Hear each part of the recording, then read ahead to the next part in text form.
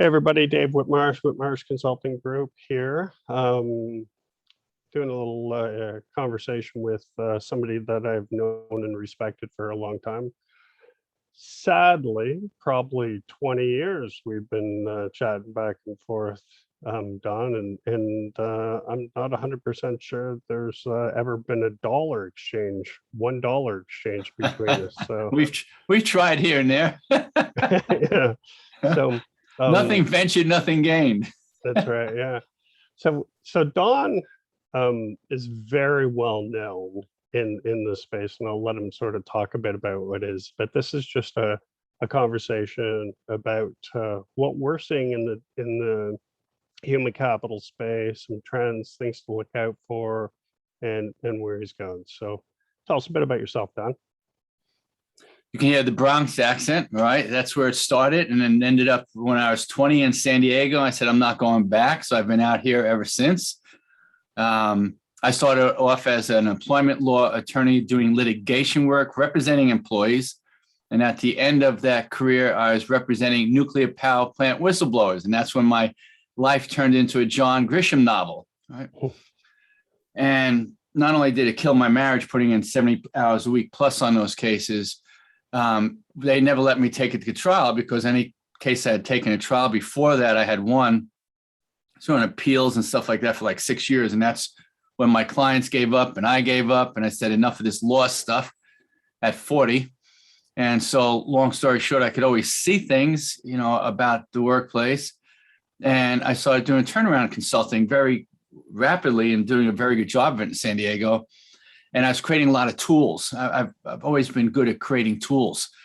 The internet comes along. I said, here's a chance to leverage myself. And I created this program called HR That Works.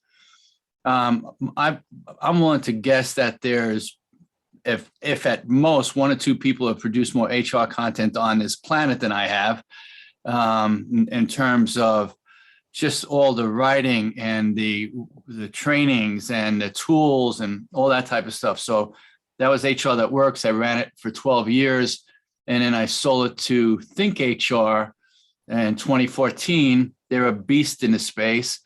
I worked with them for 2 years, and they just renamed themselves Mineral. And I still work with them a little bit. I've been on a board of advisors of a company called Employee Confidential. So it's a reporting system. And I helped put together a joint venture between Mineral and Employee Confidential. I've been nurturing that relationship and just do a lot of speaking and a lot of training and a lot of coaching now. Yeah. So a lot of your stuff, if I remember correctly, was heavy on the compliance side in the beginning. Yeah. Yeah. And so when you sold to Think HR, they're you walk me through this, but their target audience was really brokers, insurance brokers, was it not? Yeah. So one of the things I did out of the gate, I remember going to Jay Abraham marketing workshop in LAX, right? And he's talking about triangular relationships. And at first I was trying to sell to HR people. And I'll be very honest, HR people are very hard to sell to. Okay. They get a ton of free stuff. They get a ton of free CEUs.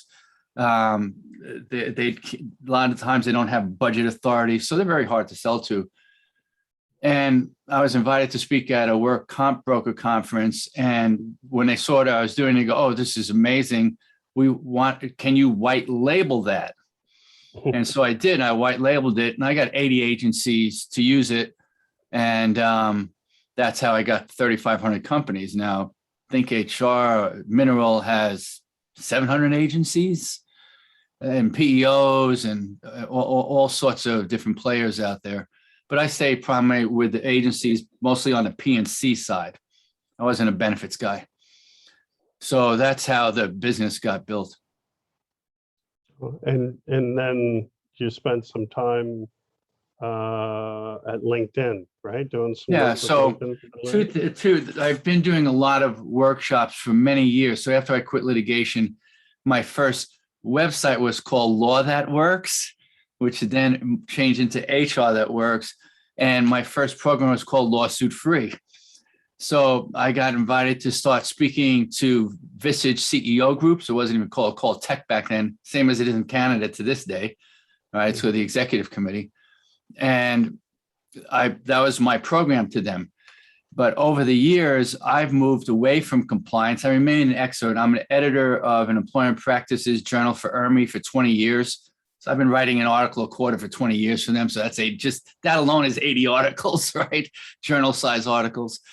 And so I started speaking for Vistage. I got really high marks. I have now spoken for those groups over 400 times. So I get 15 CEOs half a day, talk about managing people and managing the emotions. I average a 4.75 after all those years, which is pretty high from CEOs. And one of them heard me speaking in Ojai, California, and said, "You're pretty good. You ought to meet my wife." I'm like, "Who's your wife?" "Well, she's the head of LinkedIn learning for leadership and management training." I'm like, "Yes, I want to meet your wife." So she said, this is back in 2017. She says, what are these CEOs talking about and asking you about? I said, engagement. She goes, "Good, do an engagement video." So I went up to Carpinteria, which is south of Santa Barbara, knocked it out. They loved the fact I'm a professional speaker, so I'm comfortable on camera. It wasn't the second takes and all that stuff. We just jammed through it. That thing's now been watched over 150,000 times, one of their most popular titles.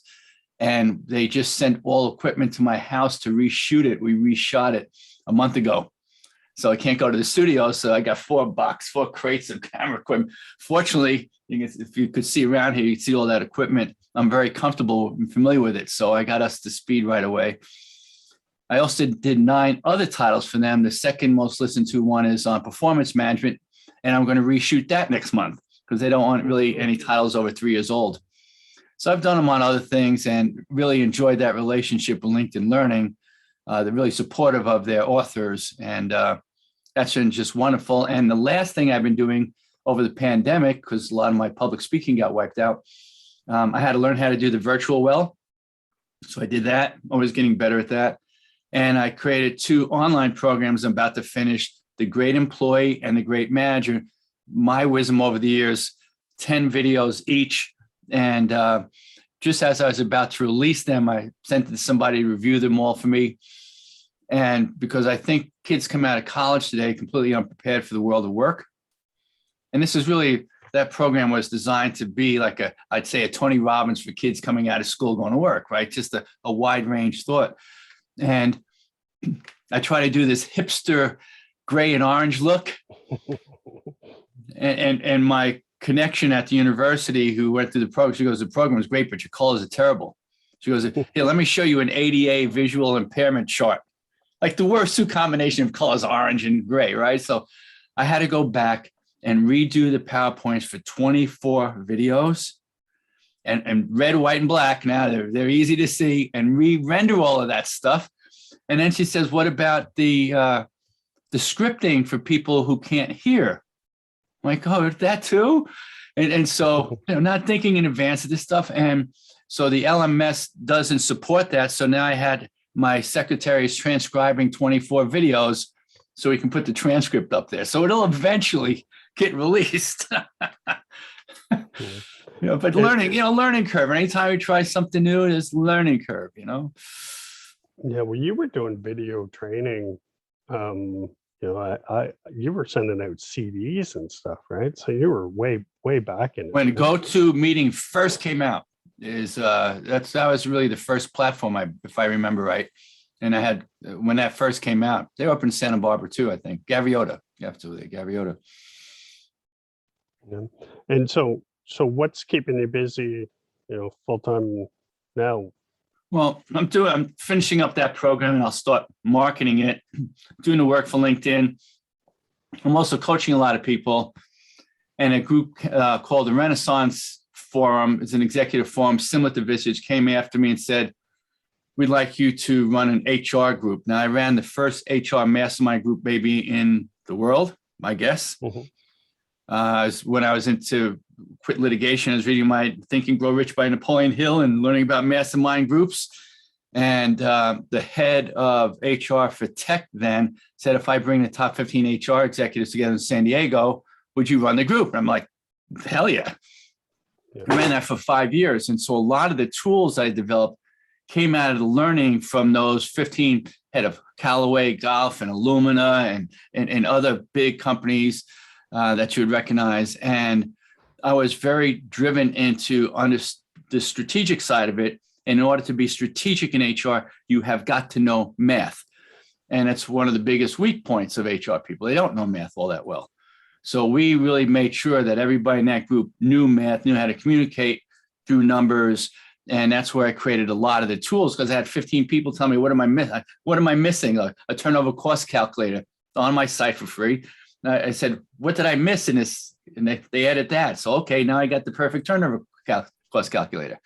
And back then, you remember Jack Fitzends, he was one of the first people who really started talking about that strategic math. And that's where I first learned it from and took off from there. Yeah. Oddly enough, Jack, my second day in HR, when I was at HR.com, we had a breakfast meeting with Dr. Jack. And so I guess I didn't really realize, how fortunate I was to have an introduction. And then that afternoon, we actually met with Dr. Jeffrey Pfeiffer. So I was like hit two of the biggies right off the bat. So that was awesome. I had that similar experience. I went up to go visit Peter Drucker in Pomona up at Claremont College, and in his old Austrian accent, I told him what I was trying to do. You keep doing what you're doing. It's very good, young man. You keep doing what you're doing. And I got blessed by Peter Drucker. my 15 minutes with him. That's awesome. And so, yeah. So what are you seeing out there? So let me tell you what I'm hearing. I've had an opportunity to speak to 9 CEO groups. Now, look, there's Southern California, and one was remote in Jersey, right? But all of them are doing well, top of the line. I don't remember a company that wasn't doing well, top of the line, and all of them have their growth and their profitability limited by access to talent. Every one of them. I don't care if it's the landscaper or the engineering firm. So you go from one extreme to the other. They're all talent starved right now. And so that's where a lot of the conversation is. How do we attract and retain people? Because that's the number one limitation on their ability to grow. You see the statistics around the great quit or whatever they want to call it. Half the people looking to work someplace else. I think to a certain degree, people always have that mind candy of, there might be greener pasture. But right now, there is greener pasture, okay? If you can leave a firm that you've been at for 10 years to get a 20% bump in pay, you'd be stupid not to do it. Right. And then you got to hire the replacement at 20% bump in pay over what you've got everybody sitting there in the first place. So it's a really awkward situation for people. You got clients at printing companies where they've got traditionally paying $14 an hour. Amazon moves a warehouse next door, offers $20 an hour. Target offers $20 an hour. All of a sudden, they have no workers. No, who's going to get paid $14 an hour when you can go across the street and get 20? So that and the extended unemployment benefits. I don't know how it's working in Canada, but here in the States, that's going to end at the end of September. We'll see which legislatures kind of try to push it out, especially the nuts here in California. See if they can push that out. But that'll help ease up some of the lower wage, because the one guy's telling me they get paid $18.75 an hour to stay on unemployment. Wow. Yeah, that doesn't make sense to go back to work at all then, does it?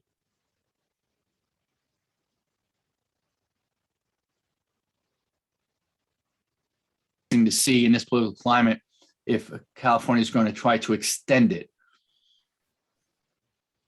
Yeah, that's crazy. Yeah, I know that. I remember looking longer lesson a couple months ago. Like Utah had an unemployment rate of under 3%. Right, it's just hard to believe. So that is what you're seeing and what you're addressing. Yeah. Well, I tell you, so I said, okay. So how do you go get these people? When you're in a crowded field, what I find a lot of companies doing are playing this desperate game. They want a warm body. They don't do any background checks. All right, because the delay or somebody, oh, you're going to give me a background check, I'll go to this job. They're worried about that. They don't do any skill testing. They don't do any assessments. They're just, if you said yes, sure, come on in. And as soon as they come in, the recruiters can see they changed job on LinkedIn. Oh, you wanted to change job for more money? Oh, I'll offer you 15% off for the raise you just got. Yeah. And so you might as well just assume everybody that's any decent working for you is getting attacked by recruiters. And how are you going to keep those people there? And you've got to be very inclusive in order for that to happen. You got to allow them to own how they're kept there. Yeah. And why, and you still need to run a core business and make sure that, you don't just keep a seat fill, right? You want to make sure that this person's producing and all those sorts of good things too, right? So it is it definitely is, to tell you the truth, it's a shift I did not expect to be happening right now. If you would have asked me, a year ago when we started into, just over a year ago when we hit the pandemic, I did not think that the next thing we'd be worried about was going to be a war on talent, right? So Yeah, but if you remember, before that, there was a war on talent. Yeah. The pandemic just accelerated everything, 10x remote work, 10x this, 10x that. So it was an accelerator of what it was already going on, because we already had, at least stateside, we had very low unemployment, even before the pandemic, Yeah. So that's interesting. And how long do you think this bubble's going to go? You want to put your fortune teller hat on and... Yeah, I don't think that it's going to go away. There's going to be a settling down, okay? There's only so many people who are going to be able to work at home with their cat, okay? There's only so many openings for that, all right? Now, one of the things the debates going on with the CEOs was, they spent all this money on infrastructure and buildings and leases and all this stuff. They want to see people in them. So they're almost to the person want to see them. There's the few where people really are solo flyers in a sense that can work just fine remotely. And they found that they've enjoyed that. It's lower overhead. Those people tend to be productive, but we still have this belief system in order to be most productive, we need to be in person.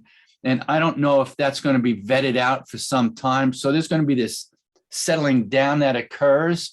And if anybody says they know where that's going to go, they're kidding themselves, because you don't know where it's going to go. No, totally not. Have you seen any research on that most productive you mentioned there? Well, the people, you can just do a disc profile. Who do you think is going to be most productive? The high S, high C, right?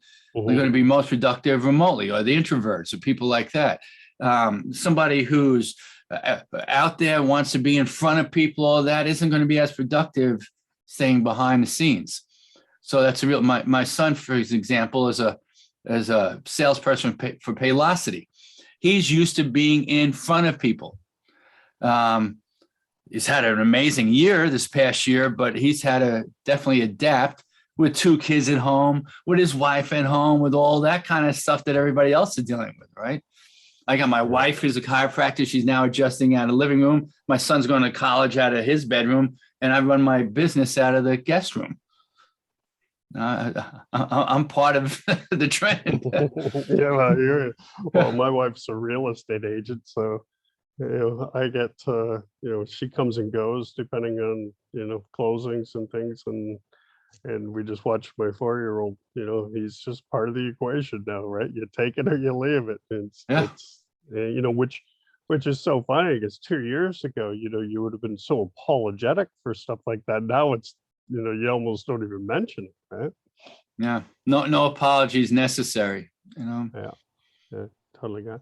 And so so I guess we're I definitely always love talking to you, Don, and we talk on occasion, and I always enjoy them. So how can people get a hold of you? Yeah, I'll share that, but last thing, let me share one thing I've been really emphasizing with the CEOs and the HR people as well. I go to most companies' hiring pages. The first thing is sometimes I can't even find them.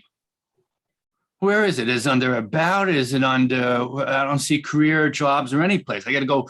Here I am, starving for employees, and people can't even find where our stuff is. Right. So that's some companies are putting splash pages on right on top of their homepage to come work here right away. They're putting a splash page on.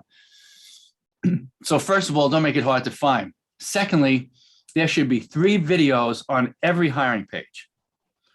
One from the owner or president or CEO talking about who we are, our culture, what our goals are, things like that. So a video from the top.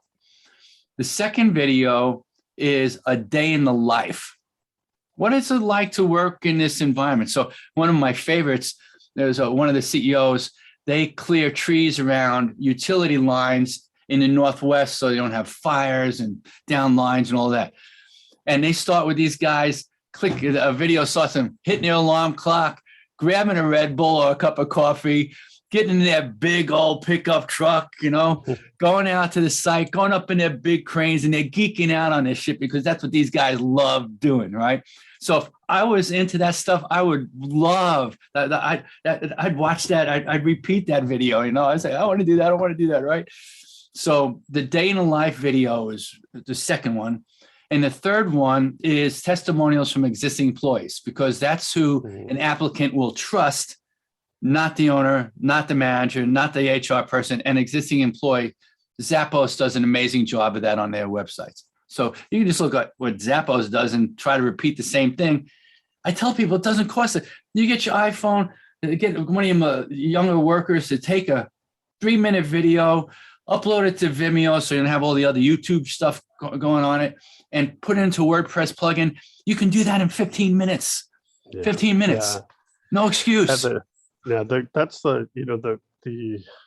the old and the new, right? As far as video quality, and I appreciate, you have a studio because you do a lot of it, but there's people that on YouTube that, and keep in mind, YouTube still is the second largest search engine, right? So people make millions of dollars using their cell phones, right? And so the quality of work doesn't have to be anywhere near what we think it does. It just has to be there, right? Yeah.